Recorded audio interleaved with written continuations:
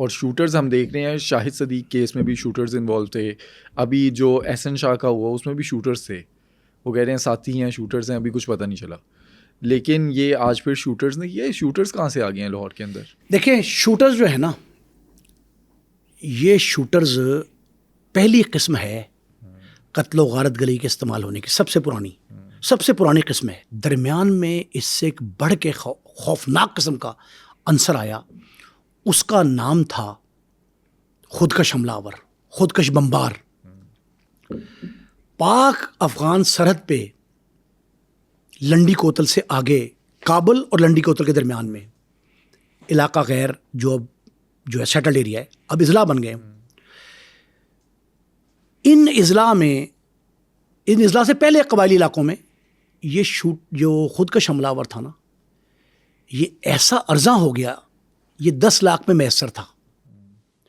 آپ ماں باپ لیتے تھے, کوئی غیر نہیں, ماں باپ بڑے بھائی سرکردہ پنچ ملکان مشران وہ پیسے ریسیو کرتے تھے, اور بمبار 15 16 18 سال کا, 20 سال سے کم عمر کا وہ بھیج دیتے تھے. 2 بریفنگ, ایک تو بریفنگ تیرے غربت تیرے ماں باپ کی ختم ہو جائے گی, دوسری تو اس کام کو جب انجام دے دے گا فوراً سیدھا جنت میں جائے گا. یہ خودکش بمبار کے ذہن کو بنایا گیا تھا, برین واش تھا. یہ دوسری قسم آئی تھی اور یہ انتہائی خطرناک تھی. ہم نے افغان مہاجرین کو نکال دیا, ان کے کاروبار بند کر دیے, چلے گئے واپس, شناختی کارڈ واپس لے لیے, پاکستانی شناختی کارڈ بھی تھے ان کے پاس, واپس ہو گئے, کاروبار بھی ان سے واپس لے لیے. اس کے بعد اجرتی وہ تو باپ بند ہو گیا, خودکش حملہ آور تو ختم ہو گیا آلموسٹ. پھر دوبارہ اجرتی قاتل انہوں نے سر اٹھایا. اجرتی قاتل کا پہلے ریٹ تھا 5 لاکھ سے شروع ہو کے 25 لاکھ تک. آج کل کتنے بتاتا ہوں. پھر ہوا 50 لاکھ کراچی میں گینگ وار کے جو گینگسٹرز تھے, ان کا 50 لاکھ تک انہوں نے اجرتی قاتل لیا ایک شخص کو مارنے کا. لیکن یہ جو اجرتی قتل و غارت گری ہے نا, اس میں ریٹ کا تعین ہوتا ہے پرسنالٹی کے مطابق. اچھا, کہ آپ کو ٹارگٹ کتنا بڑا دیا گیا ہے, ریٹ اتنا بڑا ہوگا. جیسے شاہد صدیق کا ہم نے دیکھا 2 کروڑ روپے میں, 2 کروڑ روپے میں شاہد صدیق کا تھا. اب یہ شوٹر جو ہیں یہ مختلف قسم کے ہوتے ہیں, مختلف عمروں کے ہوتے ہیں, اور مختلف طرز کے نشانہ باز ہوتے ہیں. یہ نہیں ہے کہ وہ گولی چلائیں آپ پہ اور میں جاؤں, یہ نہیں پاسبل. وہ جو ٹارگٹ دیا جاتا ہے, تصویر ان کو دی جاتی ہے, جو اس کو ویئر اباؤٹس بتائے جاتے ہیں, اس نے اسی کو مارنا ہے اور دوسرے کو بچانا بھی ہے. تو اس طرح کے شوٹر کا ریٹ زیادہ ہے, جو بالکل ٹارگٹ کلنگ میں ماہر ہوگا, اور وہ دور سے بھی مارے گا تب بھی پراپر مارے گا. یہ تو قریب سے آ کے مارا ہے, فائر 4-5 فٹ سے ہوا ہے, بالکل گیٹ کے ساتھ لگا, گاڑی کے ساتھ بائک لگا کے مارا گیا. یہ جو ہے نا 5 لاکھ روپے میں بھی اجرتی قاتل عام شخص کو مار سکتا ہے. 5 لاکھ میں بھی کوئی بڑا ریٹ نہیں ہے. لیکن دا مین لائک جاوید بٹ کہتے یہ ہیں کہ 1.5 سے 2 کروڑ روپے ایسے بڑے قتل ایسے شخص کو کرنے کے لیے 1.5 سے 2 کروڑ روپے کی سپاری دی جاتی ہے.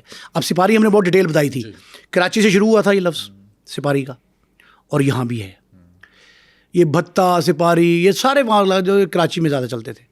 اب پنجاب میں یہ شوٹر آئے ہیں, اور میری اطلاع کے مطابق یہ شوٹر آج سے کچھ عرصہ پہلے بھی آئے تھے. میں نے آپ کو بتایا تھا احسن شاہ کو قتل کرنے. ہم دیکھیں نا 2024 سے یہ ایکٹیو ہو گیا ہے. سب سے پہلے بلاج شوٹر سے, اس کے بعد پھر آپ دیکھیں شاہد صدیق کا جو پرومیننٹ کیسز ہیں, اس کے بعد پھر احسن شاہ اور آج جاوید بٹ. جن لوگوں نے, میں نے آپ کو پتہ نہیں یہ شعر سنایا کہ جو اصل جو بات ہے نا, یہ جو پلان کرتا ہے نا شخص, وہ سارے ویئر اباؤٹس دیکھ لیتا ہے. جو دل ول کے لینے کا ڈھب جانتے ہیں, وہ ترکیب ورکیب سب جانتے ہیں, ان کو سب پتہ ہوتا ہے کہاں کیا کرنا ہے. اب شوٹر کو سب سے پہلی بات پناہ دینا اپنے پاس, پھر اسلحہ فراہم کرنا. یہ شوٹر کو اس ریٹ سے ہٹ کے ہوتا ہے. شوٹر کو آپ نے کھانا بھی کھلانا ہے, رکھنا بھی ہے, 2-4 دن ریکی بھی کروانی ہے, ملزم کے بارے میں بتانا ہے, ٹارگٹ کے بارے میں کہ کہاں سے چلنا ہے, کہاں پہنچنا ہے, راستے میں کہاں ٹارگٹ کرنا ہے, ٹرانسپورٹ بھی دینی ہے. یہ سارا کچھ جس نے پلان کیا ہوتا ہے وہ یہ کرتا ہے. لیکن بعض اوقات کیس دکھائی کچھ دے رہا ہوتا ہے, اور جو تیسرا فریق ہے وہ اس کا فائدہ اٹھاتے ہوئے اپنا کام دکھا جاتا ہے. آپ کے خیال میں یہ احسن شاہ کے قتل کے بعد یہ پلاننگ ہوئی ہے, یہ پلاننگ پہلے سے چل رہی ہوگی, احسن شاہ اسی بیچ میں قتل ہو جاتا ہے؟ یہ بھی ہو سکتا ہے, لیکن میرا خیال ہے کہ یہ کو انسائڈ ہو گیا ہے. احسن شاہ کے قتل کے فوری بعد جو ہے نا یہ ہو گیا ہے. اور میں بار بار اسی لیے کہتا تھا کہ خدا کا واسطہ ہے کوئی نیا بلاج قتل نہ کروائیے گا, نئے بلاج کی قتل کی راہ ہموار نہ کریں. اس کو بڑی دانش مندی سے حل کرنا چاہیے. اور اگر خواجہ تعریف گلشن, خواجہ عقیل بٹ, بلال, یہ سارے ملزم ہیں بالاج کے قتل میں نامزد, جو کہ پتہ نہیں میں نے آپ کو بتایا کہ نہیں بتایا کہ پہلے ایف آئی آر تھی ابیٹمنٹ کی جو بالاج کے بھائی مصعب نے کروائی تھی. امیر مصعب جو ہے نا وہ قانون دان ہے, وکیل ہے نا, سمجھتے ہیں کام کو, اور اس کیس کے مدعی ہیں. ان کو یہ چاہیے کہ وہ دانش مندی کا ثبوت دیں. اور اگر تیفی اور گوگی دونوں بھائی اگر ان کے بھائی کے قتل میں بالواسطہ یا بلا واسطہ ملوث ہیں, شامل ہیں کسی طرح بھی, تو اس کے لیے بھی قانون کا طریقہ اپنایا جائے. اور اس کیس میں یہ جو آج قتل ہوا ہے جاوید بٹ کا, ان کا بڑا افسوسناک واقعہ یہ بھی, اس قتل میں بھی ایف آئی آر کا اندراج جو ہے نا بہت سوچ سمجھ کے ہونا چاہیے. روایتی دشمنی کو پس پشت نہ ڈالیں, سامنے رکھیں, نگاہ میں رکھیں, لیکن باقی در بھی اوپن ہونے چاہیے. آپ کے خیال میں یہ معاملہ جو ہے آج تھم جائے گا یا اس کے بعد آپ اور بھی دیکھ رہے ہیں؟ بھائی میں تو بار بار کہہ رہا ہوں یہ قتل کا نہ رکنے والا نہ تھمنے والا سلسلہ ہے. ان مقدمات کی تفتیش کلب کی جائے, یکجا کر لی جائے, سارے مقدمات جس میں ان فریقین جتنے دست و گریبان ہیں, ان سارے فریقین کو جتنے نام آتے ہیں ان کے سارے کیس کلب کیے جائیں.